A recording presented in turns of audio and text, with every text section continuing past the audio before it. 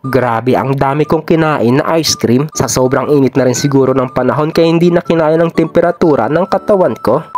Kaya naman tara samahan nyo ako for today's video. Sa sobrang init ng panahon dito sa bansang Saudi Arabia, ngayong araw nga ay napaka-cravings ako ng ice cream. Tamang-tama nga ito para ma-refresh naman sa sobrang init ng panahon. Habang nasa duty nga ako kanina ay nagpunta ako dito sa ice creaman para kumuha at pumili kung anong flavor. Sa mga puntong neto naguguluhan ako kung ano ba talagang flavor ang gusto ko dito. Halos nahawakan ko nga lahat kaya naisip ko vanilla flavor na lang siguro. Ayan, for sure masarap yan dahil sa halagang 9.95 riyal lang ay makakain ka na ng ice cream. Siyempre hindi na magbabago ang isip ko kaya kinuha ko na agad-agad. Tapos parang hindi pa ako kontento doon sa kinuha ko kaya binuksan ko itong katabing pintuan. May Magnum nga rin pala dito kaya parang bala kong bumili. Pero nung nakita ko yung presyo parang biglang humina yung buong katawan ko. Ito mukhang masarap kasi double salted caramel yung flavor. Pero double din yung presyo niya. Charot lang. Pagkalipas nga pala ng 24 hours na biyahe, 1 hour lang pala, lumabas nga pala ako saglit ng kwarto para tumingin dito sa bintana. Grabe, kung mapapansin nyo yan ay sobrang init na talaga sa labas. Kaya naisip ko bumalik na lang ng kwarto kasi may aircon doon. Tapos tamang-tama may nabili akong ice cream kanina. Tapos naalala ko nga pala may cellphone pala ako kaya ayan binalikan ko muna. Mahirap na mawalan ng cellphone dahil wala pa tayong extra pambili. Fast forward, nakapasok na nga rin pala ako dito sa kwarto. Tapos dumiretso na nga rin pala ako dito sa ref para kunin dito yung ice cream. Grabe, sa sobrang tagal ko dito sa Saudi ngayon lang ako makakain ng ice cream. Siguro kung hindi rin nagkaroon ng promotion hindi rin ako makakain nito. Hindi rin kasi ako palakain ng ice cream. Nagkataon lang talaga na sobrang init ng panahon kaya ayan hindi na kinaya ng temperatura ng katawan ko. Anyways guys, kumuha na nga rin pala ako dito ng maliit na bandihado. Tapos kumuha na nga rin pala ako dito ng kutsara. Yay, hey, makakain na rin ako ng ice cream. Charot lang. Grabe, ano kaya ang lasa neto? Siguro masarap. Iba't ibang flavor nga ang meron doon kanina. Meron strawberry, mango at chocolate.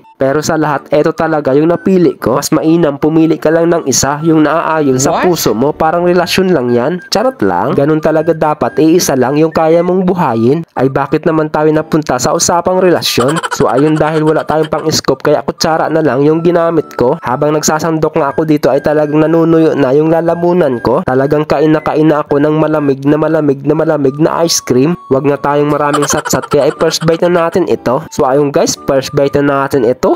Unang subo.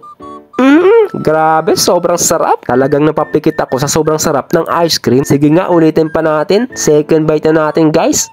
Pangalawang subo.